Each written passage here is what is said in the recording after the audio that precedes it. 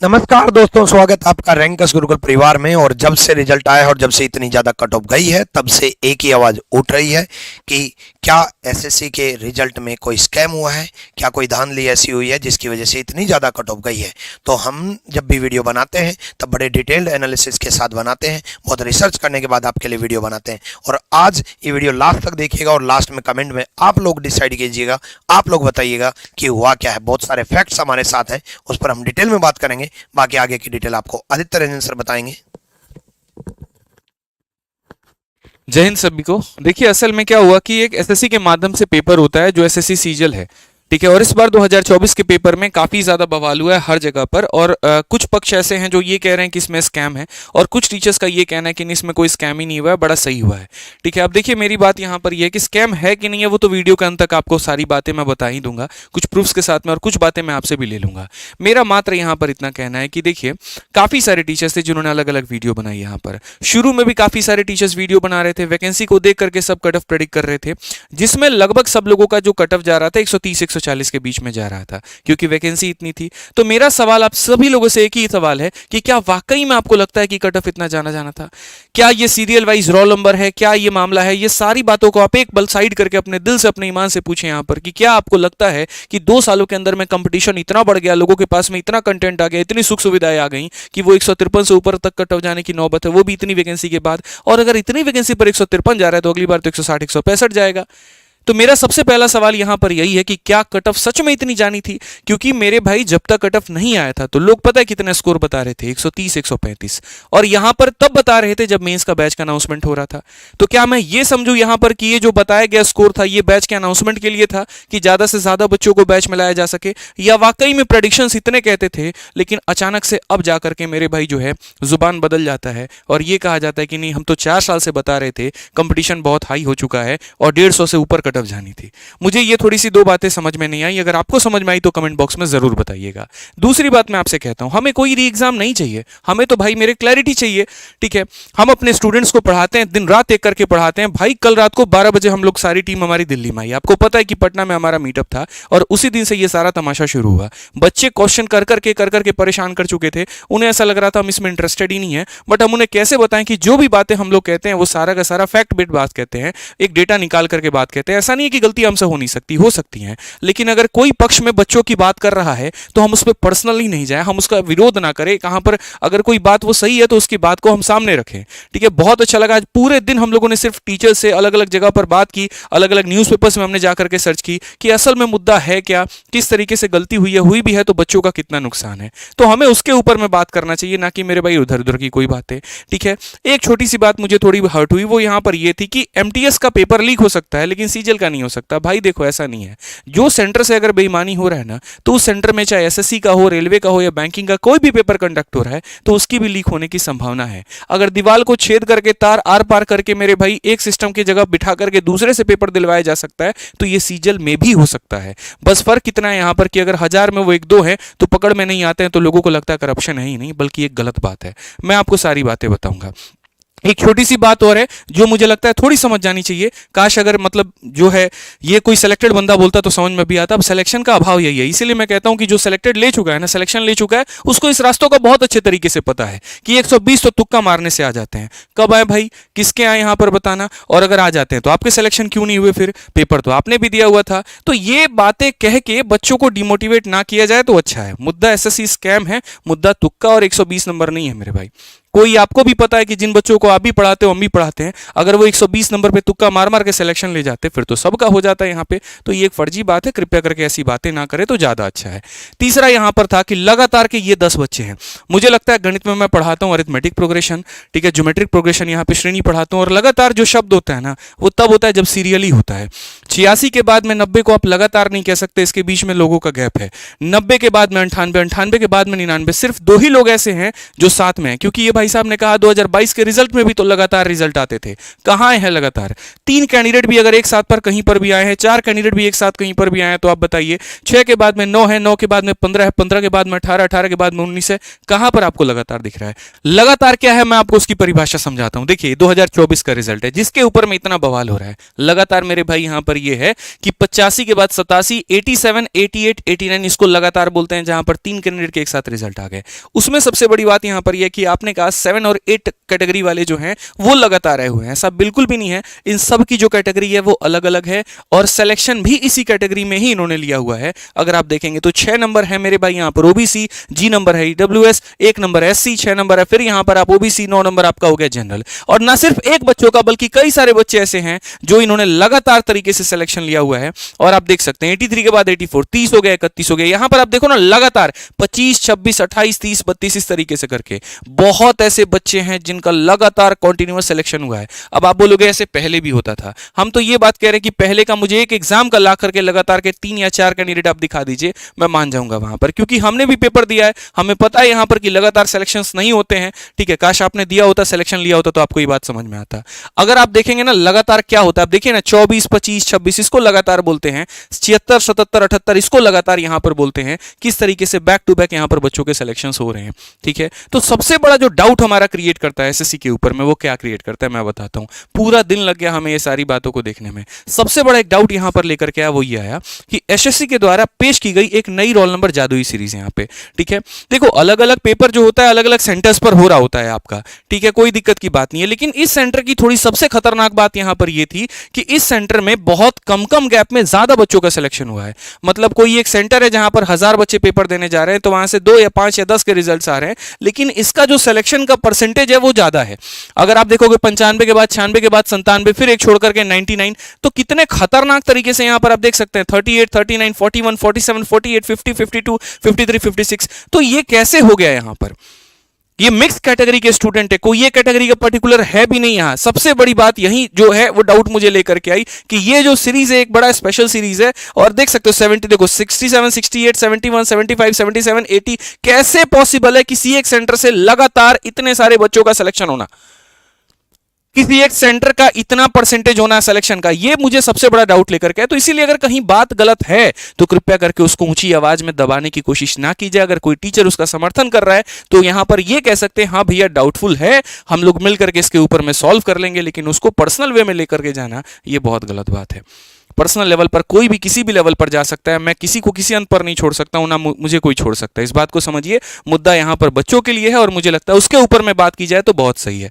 पूरा दिन लगा है, खाया नहीं हूं, सुबह से आने के बाद में लगा पड़ा हूं इसी चीज में। तो क्या खास इंजीनियर स्टूडेंट्स में, मैंने कहा ना ये जितने बच्चे हैं क्या खास है इनके अंदर में, तो सबसे बड़ी खासियत यहां पर ये कि एक ही सेंटर से इतने लगातार सिलेक्शंस कैसे पॉसिबल है, जो मैंने आपसे यहां पर कहा भी।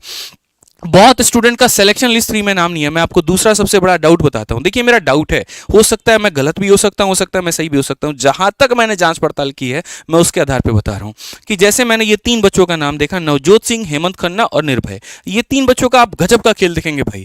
लिस्ट 3 जो है ना उनमें इनका नाम है, लेकिन जब एनआर ने, अभी देखो क्या हुआ था कि जब एसएससी के एडमिट कार्ड आए थे सीजल 2024 के, तो काफी बच्चों के एडमिट कार्ड नहीं खुल रहे थे, तो एनआर रीजन वालों ने क्या किया, अपना पूरा पीडीएफ जारी कर दिया कि ये भैया है, इसके अंदर में तुम देख लो, यहां पर तुम्हारा एडमिट कार्ड रहा। उसमें लिस्ट में जाकर के जब मैंने इनका नाम देखा ना, नहीं मिला। अब आप बोलोगे सर हो सकता है किसी और रीजन के हो। भाई मेरे जो 2 से स्टार्ट होता है वो एनआर रीजन के लिए होता है, 3 से स्टार्ट होता है सीआर रीजन के लिए होता है। तो सिर्फ ये 3 बच्चे नहीं, और भी काफी ऐसे बच्चे हैं जिनका लिस्ट 3 में नाम है लेकिन एडमिट कार्ड वाले लिस्ट में नाम नहीं है। अब इसका जवाब तो एसएससी ही दे सकती है कि ऐसा क्यों है, क्या हुआ ऐसा, क्योंकि मैंने दोनों लिस्ट से कंपेयर करके देखा, मुझे नाम नहीं मिला। सिलेक्शन में है लेकिन मेन लिस्ट में नहीं है यहाँ पे। तो ये एक थोड़ा सा बहुत बड़ा प्रॉब्लम है और मुझे लगता है कि ये छोटी छोटी ही डाउट्स ऐसी हैं जो बच्चों के मन में संदेह पैदा कर रही हैं। इसके लिए मेरे सर्टेन डिमांड्स भी हैं जो हम आपको कुछ बातों के बाद ही बताएंगे, जो बात आपको विक्रमजीत सर बता पाएंगे। ठीक है, तो मैं आपको डिमांड भी अपनी बताऊंगा कि क्या है, और वो सिर्फ और सिर्फ मेरे भाई बच्चों के हित के लिए ही है। हमारा इसमें कोई पर्सनल बेनिफिट नहीं है। हम तो शिक्षक हैं, पढ़ाना जानते हैं, हमें हमारे पास में ज्ञान है। बच्चों के साथ में अगर कहीं पर गलत भी होगा ना तो हमने उसके लिए आज नहीं, हम पहले से भी लाठी चार्ज के लिए भी तैयार थे, मार खाने के लिए भी तैयार थे, जेल जाने के लिए भी तैयार थे, और ऐसा हमने किया भी। यूपी कांस्टेबल बेशक 2 महीने पढ़ाया हो, लेकिन सेंटीमेंट्स और इमोशंस इतने जुड़ गए बच्चों के साथ में कि उस रैली में भगदड़ में पुलिस के लाठी चार्ज तक खाने के लिए हम लोग वहां पर बैठे रहे धरना स्थल पर, और गलत था तो उसको साबित करके उसको सही करवा करके हैं। लेकिन मेरे भाई यहां पर हिम्मत नहीं हारी हम लोगों ने।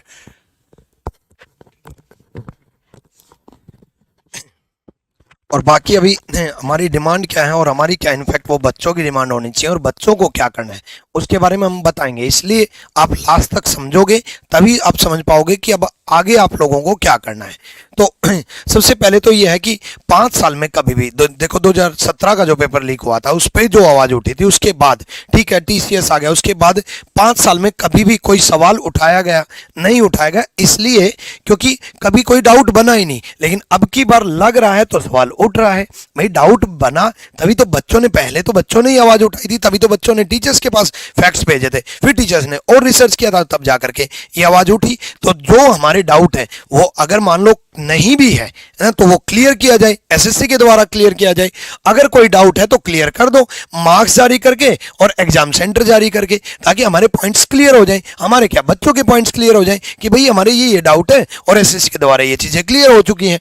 ठीक है, सबको लग रहा है कि स्कैम हुआ है, क्योंकि इतनी ज्यादा कट ऑफ जाना सबको लग रहा है कि स्कैम हुआ है ना, बस प्रूफ्स नहीं है, साबित नहीं कर पा रहे हैं। बहुत नेक्स्ट लेवल का स्कैम नहीं लग रहा है कि बहुत ज्यादा जैसे 2017 में मतलब स्क्रीनशॉट शेयर कर दिए गए थे, उस तरीके के प्रूफ्स नहीं मिल पा रहे हैं, है ना। तो यही तो इन्वेस्टिगेशन का पार्ट है, यही तो हम चाह रहे हैं, यही तो जांच पड़ताल हो। ये तो वो बात हो गई कि मर्डर हो गया लेकिन किसने किया ये पता नहीं, यही तो पता लगाना है ना। हमारी कोई भी डिमांड ऐसी कोई भी नहीं है कि री एग्जाम हो जाए। हम कभी भी बच्चों का समय बर्बाद नहीं करना चाहते। अगर नहीं हुआ है तो एटलीस्ट हमारी मांग री एग्जाम नहीं है, हमारी मांग जांच है और सुधार है। अगर नहीं हुआ है तो सुधार किया जाए, एग्जाम सेंटर में सुधार किया जाए, माउस और कीबोर्ड में सुधार किया जाए और बहुत सारी और भी चीजें हैं जिनमें सुधार की जरूरत है। सुधार की जरूरत तो है ही, ये तो सबको पता ही है। और दूसरा, स्कैम हुआ है या नहीं हुआ ये क्लियर करने की जरूरत है कि भी नहीं हुआ है तो उस बात का भी कुछ लोगों ने इतनी ज्यादा मतलब प्रोटेक्ट कर दिया कि हुआ ही नहीं है, साबित कर दिया हुआ ही नहीं है। ऐसा नहीं है कि हुआ ही नहीं है, मतलब डिफेंड करने आ गए कि नहीं कंप्लीट प्रूफ के साथ हुआ ही नहीं है, तो ऐसा नहीं है। ठीक है, एमटीएस में हो सकता है तो सीजीएल में क्यों नहीं, आदित्य सर जैसे पहले बोल चुके। और बात सिर्फ एमटीएस की नहीं है, अब हम एमटीएस पर ठीक है आवाज नहीं उठाई गई, लेकिन हमने प्रशांत सोलंकी सर ने वीडियो बनाई थी जिसमें आवाज उठाई गई थी। लेकिन मेन मुद्दा देखो आप, ये टाइम्स ऑफ इंडिया का है, ठीक है, और ये कब की न्यूज है, 4 सितंबर 2024 की। Delhi police has filed an FIR and initiate investigation into allegation of large scale irregularities in clerical exam, जो कि सीएचएसएल है ना, conducted by Staff Selection Commission. The SSC is reported to have flagged at least 53 candidate who have used unfair means to cheat in the examination. यानी कि CHSL में जब हुआ है ना, एमटीएस में हुआ है तो सीजीएल में भी हो सकता है। ठीक है, ये पूर्णिया के केंद्र की न्यूज तो सब लोगों को मालूम है ही। यानी कि एक जगह जब हो चुका है, एग्जाम सेंटर की जो समस्या है ना भाई, वो भी तो एसएससी की समस्या है, एसएससी तो पेपर कंडक्ट कराएगा। ठीक है, और राजस्थान की न्यूज देख लो, ना केवल बिहार की बल्कि राजस्थान की एसएससी एग्जाम में बड़ा गड़बड़ झाला, 94 कैंडिडेट का बायोमेट्रिक डाटा और फोटो एक ही ना। ऐसी बहुत सारी न्यूज है ना। ढंग से हमने रिसर्च किया, न्यूज आर्टिकल्स पढ़े, तब जाकर के हमें पता चला कि एमटीएस में भी गड़बड़ हुआ थे, सीएचएसएल में भी, और अब सीजीएल में भी शंका है, लग रहा है कि इसमें भी कोई गड़बड़ की आशंका हो सकता है। बाकी हमारी डिमांड क्या है, ये स्कैम हुआ है या नहीं हुआ है, वो आपको डिमांड्स में क्लियर हो जाएंगी चीजें। तो जैसा कि सर ने आपको देखिए सारी आर्टिकल्स दिखाए यहाँ पर और बताया भी कि किस तरीके से अलग अलग परीक्षाओं में अलग अलग समय पर होते आया है, प्रॉब्लम्स होते आए हैं। कहीं पर सॉल्वर गैंग बैठा है तो कहीं पर कोई और गैंग बैठा हुआ, और इससे बच्चों को कॉन्टिन्यूसली प्रॉब्लम आ रहा है। एक मेहनती छात्र जो काफ़ी मेहनत करता है अपने सपनों को पाने के लिए, उसका सिलेक्शन अधूरा रह जाता है। बात यहाँ पर बच्चे प्री के स्कैम की नहीं है, बात यहाँ पर यह है ना कि अगर एक भी बच्चा ऐसा है जो पैसे दे करके प्री क्वालिफाई करके गया है ना, तो वो सिर्फ प्री क्वालिफाई करके पैसे देने के लिए नहीं गया है मेरे भाई कि हाँ ये पैसे मैंने प्री क्वालिफाई करने के लिए दिए, वो सीट को लेने के लिए गया हुआ है। तो जो बच्चों का सिलेक्शन प्री में हो भी गया, तुम खुश मत हो इस बात को लेकर के अजी हमारा हो गया हमें क्या फर्क पड़ता है। मेरे भाई मेंस में तुम बाहर फेंक दिए जाओगे और उसकी नौकरी पक्की हो जाएगी। तो अगर 1% भी कहीं पर भी कोई डाउट आया है तो वो क्लियर होना जरूरी है, क्योंकि ये डायरेक्टली आपको मेंस में अफेक्ट करेगा। इसी वजह से मेरे भाई हमारे कुछ सर्टेन डिमांड्स हैं और वो एसएससी के साथ में यहाँ पे सबसे पहला है कि आप अपने मार्क्स को पब्लिक करिए। जिस तरीके से आप पहले मार्क्स को पब्लिक कर, कोई नई चीज हम नहीं मांग रहे हैं, ये पहले भी हो चुका है। जैसे पहले आप मार्क्स को पब्लिक करते थे, आप आज भी मार्क्स को पब्लिक कर दो, बस और कुछ नहीं चाहिए। नॉर्मलाइजेशन को एक्सप्लेन करिए, क्योंकि एक बहुत बड़ा सरदर्द बन चुका है। नॉर्मलाइजेशन अच्छी चीज के लिए आया हुआ था, लेकिन कौन से सेंटर्स पर कितने नंबर मिल रहे हैं, क्या एग्जाम शिफ्ट के हिसाब से हो रहा है, ये एक बहुत बड़ा दुखदायी विषय है। तो कृपया करके इसको थोड़ा एक्सप्लेन किया जाए। तीसरा, सेलेक्टेड कैंडिडेट के मार्क्स के साथ साथ उनके सेंटर का भी जो नाम है जारी करो। ये मेरे भाई हो सकता है आपको ऐसा लगे अच्छा ये हम आपको क्यों दे, तो इसीलिए दीजिए क्योंकि जैसे मैंने आपको दिखाया कि वो जो जादुई रोल नंबर की सीरीज थी कि एक ही सेंटर से इतने सारे सिलेक्शंस हो गए, वैसा और भी जगह पर भी तो हो हो सकता है। हो सकता है किसी सेंटर के 5 ही बच्चे सेलेक्ट हुए और किसी सेंटर पे 500 में 400 बच्चा ऐसा सेलेक्ट हो गया हो। तो ये ना आप बता सकते हैं ना हम बता सकते हैं, ये एसएससी ही बता सकती है। और इसीलिए मेरी ये डिमांड एसएससी से है कि जब वो मार्क्स जारी कर रहे हैं यहाँ पर तो साथ में सेंटर्स के भी नाम जारी करें। अब देखो, मेरे अकेले वीडियो बनाने से ये बात नहीं होने वाली है, इसमें सभी टीचर्स को साथ आना पड़ेगा, सभी स्टूडेंट्स को साथ आना पड़ेगा। और इसके लिए मेरे भाई यहाँ पर हमें जो स्टेप लेना पड़ेगा, एक ट्विटर कैंपेन हमने आज दिन में किया, बढ़िया तरीके से नंबर 1 पे, नंबर 2 पे, नंबर 3 पे हमने वायरल भी किया। लेकिन एक महानुभाव आए, उन्होंने ऐसी वीडियो बना दी, ऐसा लगा कि प्रमोशन के लिए पैसे मिले हुए हैं, जाओ हमारी तरफ से ये वीडियो बना दो और सारी चीजें, सारा कुछ धड़ाम से वहीं पर खत्म। ठीक है, मेरा मात्रा यहाँ पर इतना है कि जो हम ट्विटर कैंपेन कर रहे हैं हम उसको करते रहेंगे और दूसरा डेट भी लेकर के आएंगे, नई हैशटैग के साथ में लाएंगे। तब तक बच्चों, आज से मैं आपको ये एसएससी के सारे रीजनल वेबसाइट्स दे रहा हूं, इस पर आपको मेल करना है। क्या मेल करना है? तो यही हमारे 3 डिमांड। पहला डिमांड यहाँ पर मार्क्स को पब्लिक करो, दूसरा नॉर्मलाइजेशन को समझाओ और तीसरा सेलेक्टेड कैंडिडेट्स के मार्क्स को जो है वो यहां पर जारी करूं उनके सेंटर के साथ में। जो बच्चा एनआर रीजन से है वो यहां पर एनआर के यहां पर जो है इंक्वायरी नंबर पर करे। आपको पूरा रोल नंबर नहीं बताना, आपको अपना नाम नहीं बताना, कुछ मत करिए, कोई दिक्कत नहीं है। लेकिन आप इनको अपने वेबसाइट्स पे वेल करिए यहां पर कि हाँ भैया तुम ये 3 चीजें जारी करो, ताकि तभी जाकर के एसएससी ये बढ़िया तरीके से सुन पाएगी। और उसके बाद हम ट्विटर पे कैंपेन लेकर के आएंगे और उसमें भी हम हर किसी को टैग करके अपनी आवाज पहुंचाएंगे, सारी बातें कहेंगे। तो इस सभी जगह के हमने यहां पर मेल आईडी दे दिया हुआ है। आप इन मेल आईडी पर जाकर के इनको मेल करिए, इनको बताइए, इनको बोलिए यहां पर कि हमारा हक है ये जानने का और आपको ये पूरा करना पड़ेगा। सभी बच्चे आज से ही मेल करने पे लग जाओ जैसे आपको वीडियो मिले और जितना, और मेल यही करना है, मार्क्स पब्लिश करो, नॉर्मलाइजेशन करो और ये सारी बातें करो। तो अंत में इतना ही कहना चाहूंगा भाई, स्कैम है कि नहीं है ये संदेह का विषय है और ये तभी हो सकता है जब एसएससी ये सारी चीजें पूरी कर दे यहाँ पे। ठीक है, बाकी दूसरी बात ये कहूंगा, देखिए सारे शिक्षक अच्छे हैं, सब बहुत बढ़िया पढ़ाते हैं, कृपया करके साथ में रहेंगे, यूनिटी में रहेंगे, बच्चों के हित के बारे में सोचेंगे तो वो ज्यादा अच्छा है। आपसी लड़ाई में और बाकी चीजों में कुछ भी नहीं रखा हुआ है। एक और चीज बता दूं मेरे भाई, सबके कट ऑफ के यहाँ पर प्रेडिक्शंस फेल हो गए हैं और सारे के सारे एक साथ गलत नहीं हो सकते, तो नहीं हो सकते। मैं फिर से एक बात कहूंगा, कट ऑफ इतनी ज्यादा नहीं जा सकती। फालतू की बेबुनियादी बातें हैं कि इंजीनियर्स आ गए और ये सारी चीजें आ गई। मेरे भाई, इंजीनियर जो कह रहे हैं कि इंजीनियर आ गए, वो खुद भी इंजीनियर है लेकिन कभी उनका सिलेक्शन नहीं हुआ। तो ये सब बेबुनियादी बातें कह के बच्चों को भटकाने वाले काम ना किया जाए, जो मुद्दा है उसके ऊपर में रहे। और मैं बोलूंगा यहाँ पर कि वो लोग भी इनफैक्ट एसएससी को मेल करने को बच्चों को कहे कि भैया अगर गलत है तो कोई बात नहीं, क्लैरिटी ले लेते हैं, आप लोग भी मेल कर दीजिए। बस मेरी इतनी सी गुजारिश है। बाकी कोई बात मेरे को किसी हाथ लगी हो तो भैया क्षमा चाहते हैं, लेकिन जहां बच्चों की बात आएगी हित में वहां हम रुकेंगे नहीं। धन्यवाद।